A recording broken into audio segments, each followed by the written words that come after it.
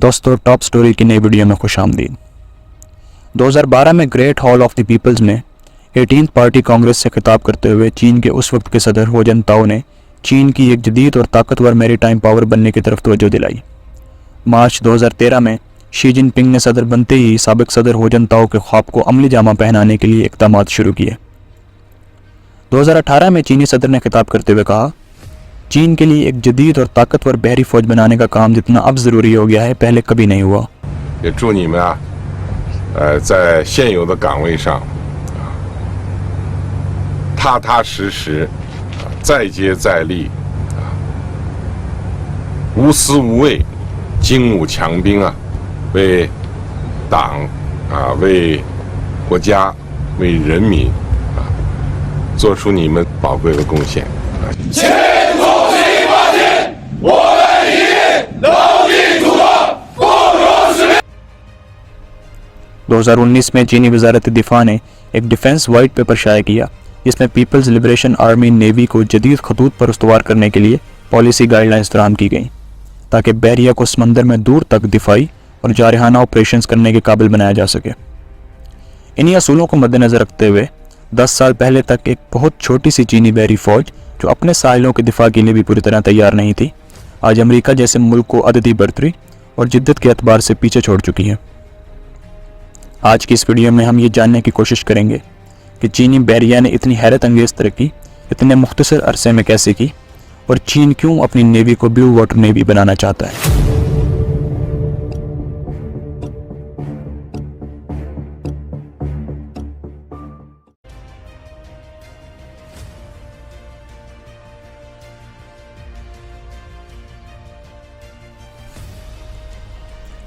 Research and development corporation RAND की एक report के मुताबिक 1996 यानी 1996 में चीन के पास सिर्फ 57 डिस्ट्रॉयर और फ्रिगेट्स थे, और इनमें से सिर्फ 3 ऐसे थे जो सरफेस टू एयर मिसाइल्स यानी SAM से लैस थे, जो कि जदीद एंटी शिप मिसाइल्स के सामने दिफा की सलाहियत नहीं रखते थे।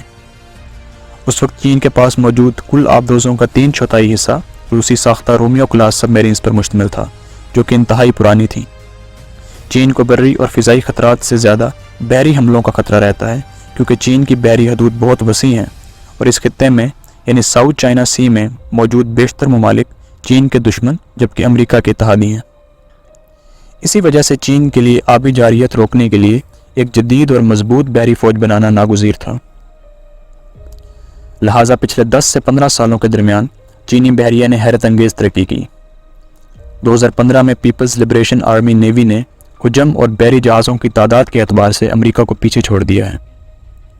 अमेरिकी कांग्रेस की रिसर्च सर्विस के मुताबिक 2021 में चीन के पास 348 बहरी जहाज़ और आबदोज़ें थीं, जबकि अमेरिकी महकमा दिफा के मुताबिक यह तादाद 355 थी। जबकि दूसरी तरफ 2021 में अमेरिकी नेवी के पास 296 बहरी जहाज़ और आबदोज़ें थीं। मवाज़ने के तौर पर बताते चलें कि इसी अरसे में रॉयल ब्रिटिश नेवी के पास 77 जबकि रॉयल ऑस्ट्रेलियन नेवी के पास 44 शिप्स मौजूद थीं। 2017 से 2019 के दरमियान चीन ने भारत, जापान, ऑस्ट्रेलिया, फ्रांस और बरतानिया में बनाए गए मजमूई बहरी जहाज़ों से ज़्यादा जहाज़ बनाए। 2021 में चीन ने कुल 28 जबकि अमेरिका ने इस साल सिर्फ 7 बहरी जहाज़ लॉन्च किए।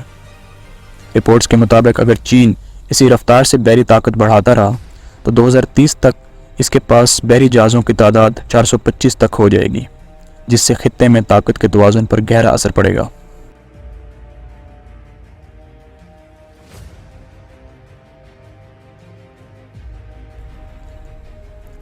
रिसर्च एंड डेवलपमेंट कॉर्पोरेशन के मुताबिक 2017 में चीनी बहरी फ्लीट 70% तक जिद्दत इख्तियार कर चुका था, जो कि 2010 में सिर्फ 50% था।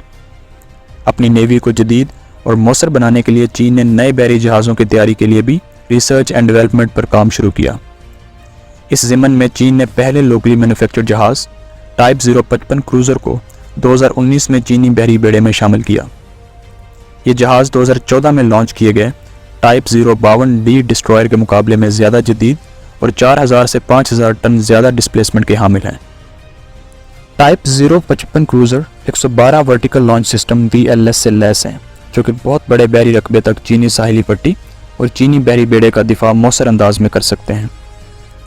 چین اپنے جدید ترین شپ بلڈنگ ٹیکنالوجی سے نہ صرف اپنی نیوی کا سائز بڑھا رہا ہے بلکہ کمرشل اور مرچنٹ شپ بلڈنگ میں بھی دنیا کو پیچھے چھوڑ رہا ہے۔ چین نے 1990 میں جاپان اور ساؤتھ کوریا کے اشتراک سے جدید جہاز سازی اور اپ گریڈیشن کی صلاحیت حاصل کی، مگر آج چین ملٹری اور کمرشل جہاز سازی میں خود کفیل ہو چکا ہے۔ 2010 میں چین نے ساؤتھ کوریا کو پیچھے چھوڑ کر جہاز سازی میں دنیا میں سب سے بڑا ملک ہونے کا اعزاز حاصل کیا۔ 2020 میں چینی کمپنیاں دنیا کی جہاز سازی مارکیٹ کا قریباً 40% شیئر حاصل کر چکی ہیں۔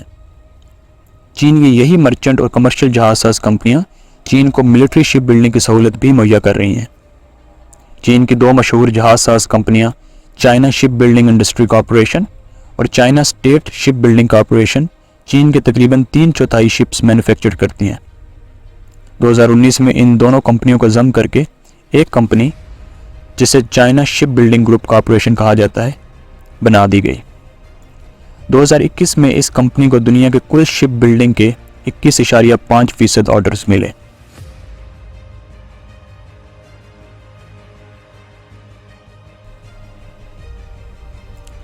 اس وقت چین کے پاس 6 بڑے شپ یارڈز موجود ہیں جو ملک میں مختلف مقامات پر موجود ہیں۔ یہ شپ یارڈز ملک کی بحری ضروریات کا زیادہ تر حصہ پورا کرتے ہیں۔ مثال کے طور پر چینی شپ یارڈ جیانگنن اپنی نوعیت کا جدید اور منفرد شپ یارڈ ہے۔ یہ شپ یارڈ چین کو جدید ٹائپ 055 کروزر مہیا کر رہا ہے، جبکہ چین کے تیسرے ایئر کرافٹ کیریئر پر بھی کام کر رہا ہے۔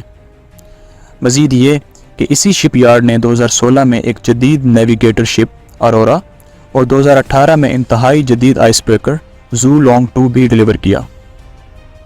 اس وقت چینی نیوی کے پاس 2 آپریشنل ایئر کرافٹ کیریئرز موجود ہیں، جو کہ اس وقت امریکہ کے پاس موجود 11 ایئر کرافٹ کیریئرز کے مقابلے میں بہت کم ہیں۔ البتہ اس شعبے میں بھی چین انتہائی ہنگامی بنیادوں پر کام کر رہا ہے۔ یہ دونوں کیریئرز یعنی لائننگ اور شینڈانگ روسی بحری بیڑے ایڈمرل کوزنیٹسوف کی طرز پر سٹو بار یعنی short take off but arrested recovery principle پر کام کرتے ہیں۔ چین کا تیسرا بحری بیڑا فوجیان اسی شپ یارڈ پر تیار کیا جا رہا ہے، جو امریکی بحری بیڑوں کی طرز پر کیٹاپلٹ سسٹم پر کام کرے گا۔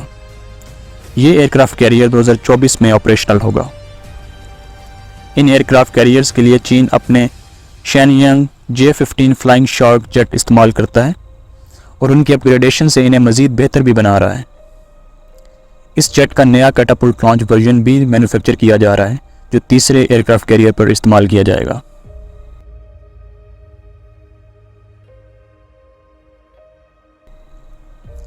دوستو، یہاں یہ سوال ذہن میں آتا ہے کہ پچھلے 15 سالوں میں چینی بحریہ اور عمومی طور پر چین کی فوجی ترقی کی کیا وجوہات ہیں؟ کیا چین یہ سب کچھ صرف اپنے دفاع کے لیے کر رہا ہے یا پھر کوئی اور عالمی ایجنڈا اس ترقی کے پیچھے کار فرما ہے؟ چین کے مطابق وہ یہ سب اپنے دفاع کو مضبوط کرنے کے لیے کر رہا ہے، جو اسے خطے میں موجود طاقتوں بالخصوص امریکی خطرات سے بچائے گا، مگر اس بات کا فیصلہ تو وقت کرے گا کہ چین کے اصل مقاصد کیا ہیں۔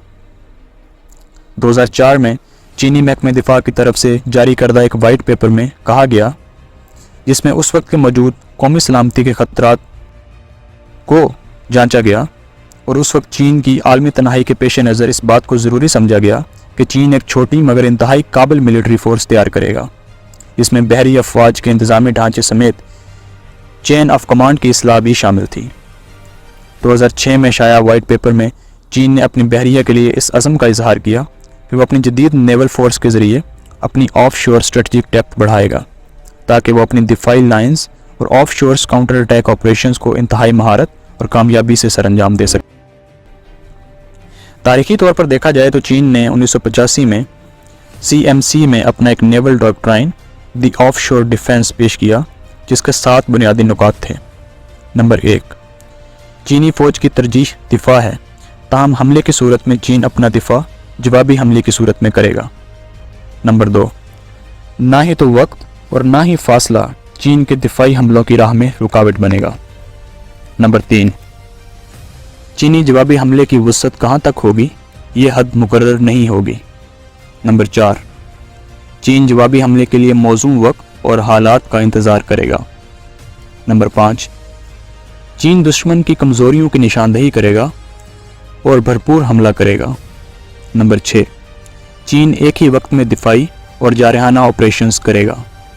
نمبر 7، چینی بحری افواج کی 3 بنیادی ذمہ داریاں ہوں گی، جن میں ملکی علاقائی سلامتی کا تحفظ کرنا، چین کے میری ٹائمز رائٹس کا تحفظ کرنا اور ملکی اتحاد کی حفاظت کرنا، جبکہ دشمن سے چین کی سمندری حدود کی حفاظت اور حملوں سے بچاؤ کے لیے بروقت اور مؤثر انتظامات کرنا شامل تھا۔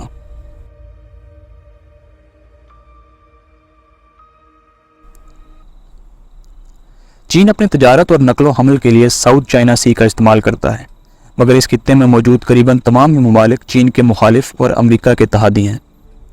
چین اس حوالے سے شدید خطرات سے دوچار رہتا ہے کہ امریکہ جب چاہے ان ممالک کے ساتھ مل کر چین کے بحری ٹریڈ روٹس بند کر سکتا ہے، جس میں سب سے اہم گزرگاہ اب شامل ہیں۔ پیپلز لبریشن آرمی نیوی کو جدت اور برتری دلا کر چین ان آبی گزرگاہوں کی حفاظت کے ساتھ ساتھ خطے میں موجود ممالک پر نظر بھی رکھ سکتا ہے۔ مزید یہ کہ یہ بلو واٹر نیوی چین کو نہ صرف خطے بلکہ عالمی سمندری اجارہ داری بھی قائم کرنے میں مدد دے گی۔ مزید برآں، پیپلز لبریشن آرمی نیوی چین کے عالمی اقتصادی منصوبوں مثلاً belt and road initiative BRI کی حفاظت بھی یقینی بنائے گی۔ سامعین، چین کی حالیہ بحری ترقی اور اقدامات اور اس کے خطے پر اثرات کے حوالے سے یہ مختصر ویڈیو ہم نے پیش کی۔ آپ کو یہ ویڈیو کیسی لگی؟